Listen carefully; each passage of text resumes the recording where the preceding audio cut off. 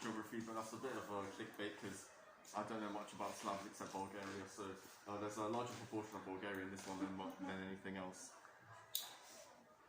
We'll start off with a few caves, right? This is the Devil's Throat Cave in some of the mountain ranges in southern Bulgaria. It's one of the more mysterious and superstitious caves that I could find. It gets this ominous name because apparently the entrance to the cave looked like the face of the devil, which I feel like that's a bit of a lie because I couldn't find any pictures of the entrance, and even then, how would you make out a face of the devil in that? It has an underground river that runs through the entire cave, and there's lots of stories associated with this cave. It's like the entrance to the underground, because it's quite near Greece, so I guess they stole the whole like Hades myths and legends from ancient Greek stuff. Like unwanted angels that disobeyed God have been thrown into the rivers, and like, you know, anything thrown into the river just never resurfaces again, just disappears forever. Some of the few things that have been said about this cave. On to the next one. The Mogula Cave. It's a very historic cave located in the northwest of Bulgaria, near the town of Belogradchik, which has a very impressive fortress. Actually, it looks like giants lived there before. It's quite remarkable, the cave, because it has these prehistoric wall paintings from like between 8,000 and 10,000 years ago. And these paintings sort of depicted what they did back then, like as cavemen, sort of hunter-gatherers. Also quite interesting, they drew the females larger than the males, so I guess people said that suggests that back then it was like a matriarchal system instead of, I guess, now more patriarchal. And the paintings are so precious that they've sort of been locked away from the public view because everyone kept damaging them. And the whole site is now like it was added to UNESCO's list of World Heritage Sites like 30, 40 years ago.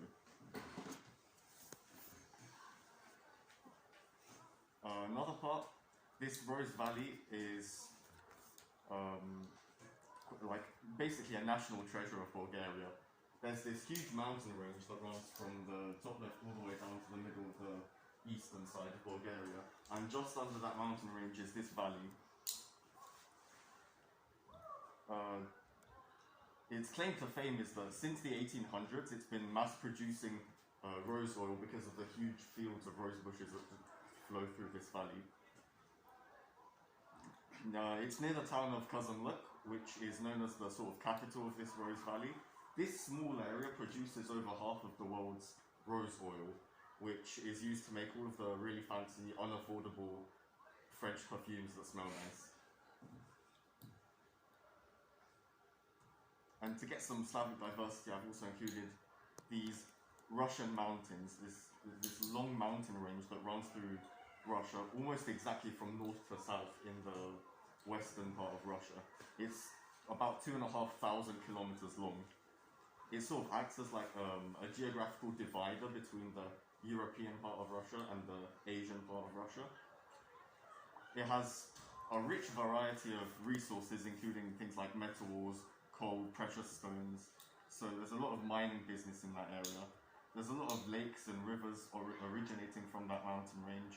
There's lots of valleys that have been carved out by glaciers, so some of the lakes there get very deep, as much as like 130 meters deep. And also there's lots of deposits of medicinal mud, which has like lots of minerals and things like that in it that makes it good for you to smear all over your face and sort of like heal your skin. Lots of spas have been built to take advantage of that and just take tourists' money for medicinal mud. Sounds like Russia. I've saved the best till last, this very impressive cave, the Postoyna Cave. It's 24 kilometers long. It's a massive cave system near the town of Postoyna in Slovenia. It's carved out from this karst landscape. Karst is a type of rock composition which is particularly soft and it can be eroded quite easily by water, which means that lots of caves and other things can form quite easily. There's some very impressive scenes in the cave. There's lots of stalactites and stalagmites. I encourage you to actually look at pictures of these online, much clearer than this. Very impressive scenery. It looks like some sort of rich castle guy, like, you know, those ones where people just get fancy, really expensive stuff that looks good but has no practical purpose. Just looks like a massive mansion filled with this stuff. And adding to the grand atmosphere of the cave is a huge railway system that runs through the entire cave. About 4 kilometers of the cave is covered by this railway track. And it was opened in 1872 as the first underground cave with a railway system, so you can sort of tour through a large part of the cave on a little toy train, like that, although it's a very big toy train. So with really impressive formations like that and a massive toy train running through, it almost feels like a sort of magical fairy tale. That's it.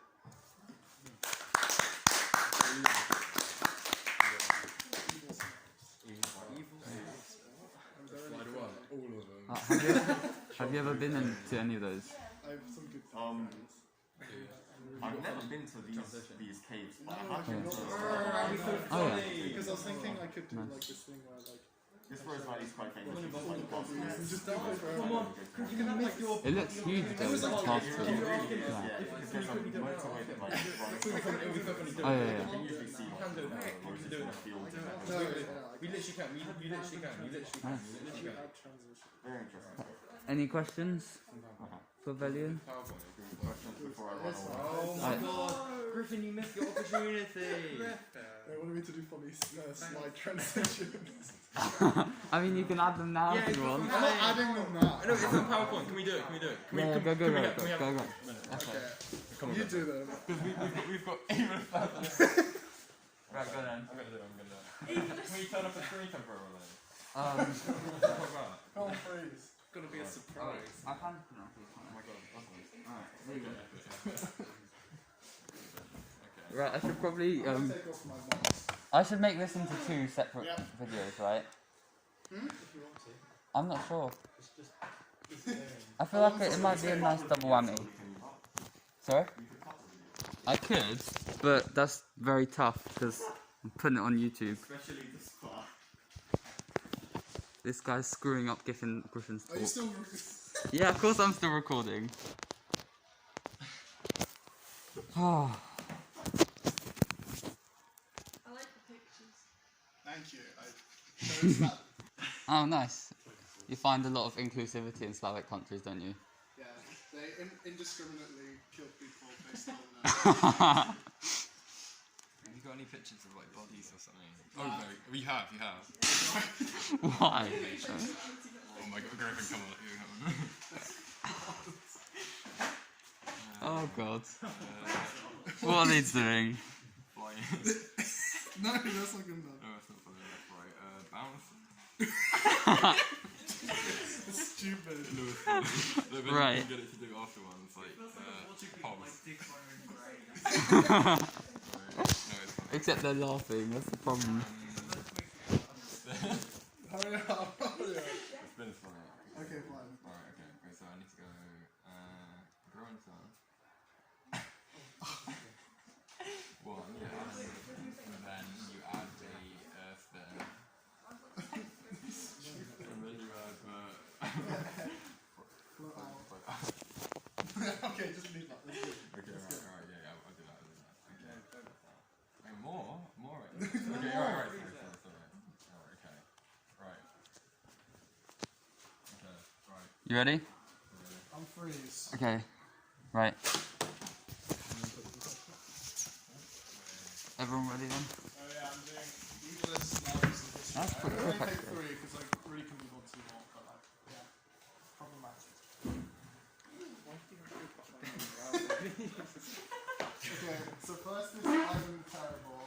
So yeah, so the first bad thing he did was he would like well, he gave his son's wife a miscarriage by like beating his like daughter-in-law up, and then his son came to confront him, and then he got like a staff, he whacked him over the head and he killed him, and then he was sad about that.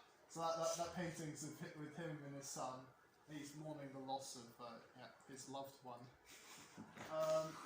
Yeah, he blinded the architect that built his like palace. So St. Basil's Cathedral, which was made in 1560, he like loved it so much, but the problem was that the guy who made it had the ability to recreate it. So he like gouged his eyes out so that he would never like build another lovely cathedral again.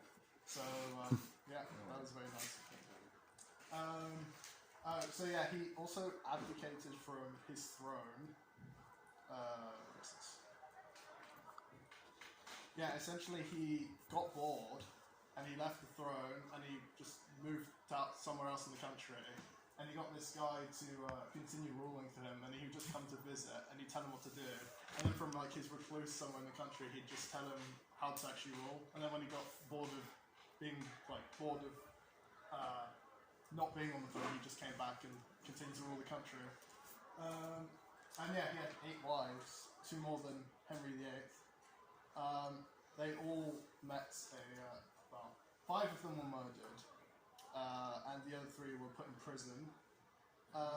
The only wife who was vaguely safe was his last, and that's because he died before he could do anything to her. Technically, like, you can't blame any of the deaths on him, but it's like, pretty likely that he was the one who like killed those women. Yeah, he led the massacre of Novgorod is quite interesting. He thought that the citizens of this town, of about 30,000 people, were all conspiring against him. So he blamed them all for like treason, and so he laid siege to the city. And what he'd do is he'd get like men, women, children, like everyone, you know, he didn't discriminate, and he'd tie them to these sleds, and then he'd push them into the freezing river where they drowned to death. Very nice. And yeah, he got addicted to mercury because at the time it was a painkiller, but this like led to his insane behaviour. And it also might be the reason why here you can see he has like a little bit of a messed up head, and that's because one of his coping mechanisms was he'd smash his head on things when he wasn't happy. So He's the Joker in real life. No, it's Dobby. so after this, apparently he just started whacking his head on stuff. He's literally the Joker. Yeah. Also, the way he died was quite good. He was just playing a game of chess, and then he had a stroke because I think he lost or something, and he just died. So yeah, that was Ivan the Terrible. So I'm not going to talk too much about Milosevic because Frank's already done a very comprehensive talk on him, but I just really wanted to highlight like the amount of things he was tried for during the tribunal for the Yugoslav war crimes. I mean, some of these like, you know, he's got them all. And I made this graph to show how many war crimes he had been convicted of per year. And yeah, he got convicted of 66 in 2001. But yeah, he was involved in the siege of Sarajevo, which is where they'd point artillery into a civilian area and then continue to shell it because, you know, they were the wrong colour. And yeah, he was just a pretty unpleasant man. But I don't have much to say because Frank's already done talking. But then Talat Pasha. He was born in Bulgaria, that's why I included him, but he was really like part of the Ottoman Empire. So yeah, he was acting in the Young Turk movement, which was basically a group of people who were against the kind of Ottoman style of government. He became influential as a politician and joined the Committee of Unity and Progress, which was kind of against the government. And eventually, he implemented this kind of provincial administration system, which meant that he was able to give commands to like local authorities without going through central government, which is why he was enabled to do. It's how he was enabled to do the Armenian genocide, and so that was the ethnic cleansing of the Armenian people in the Ottoman Empire in about 1913 to 1917, I think, and essentially he killed. Yeah. There you can see, that's the number of people who he killed. You can see some proof of that there. That's 40 odd people who were executed by this ethnic cleansing. And he would have gone away with it because he fled to Germany before the Allied powers entered Constantinople when they were going to do a tribunal. They found him guilty of treason while he was in absentia. But when they found out that he wasn't never going to go back there, one of the people who had his family killed just came and like killed him. So yeah, there you go. No, I didn't spin. Anyway, there you go. Okay, yeah. That's all. Cool. Do you have any questions about those three?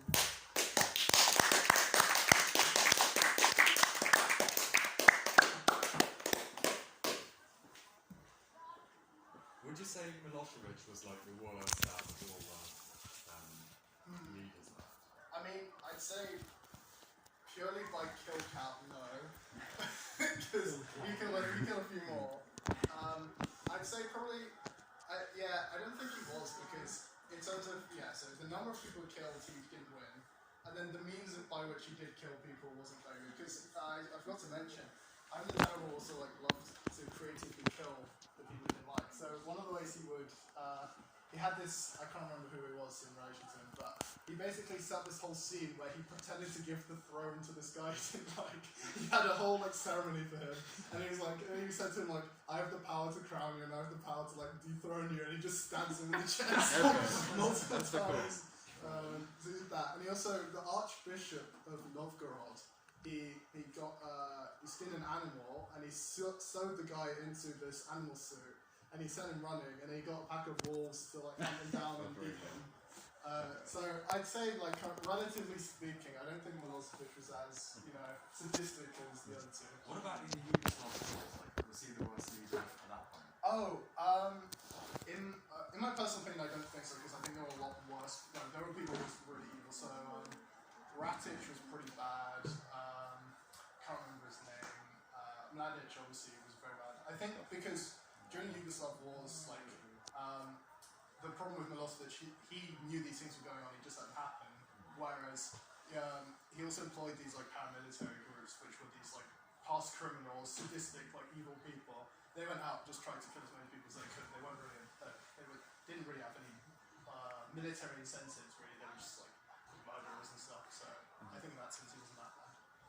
Would you say that Slobodan Milosevic had swag? No. I don't think I can say that without getting cancelled. Okay.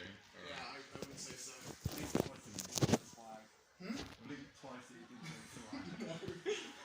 Any other questions? I think Ivan said that's fine. Yeah. So you're saying overall Ivan was the worst? I think I don't know. I think he was talent fashion was probably the worst because I don't know. I think I just base it off the amount of people they killed, so in my opinion he was the worst. But there you go. Fair. Cool.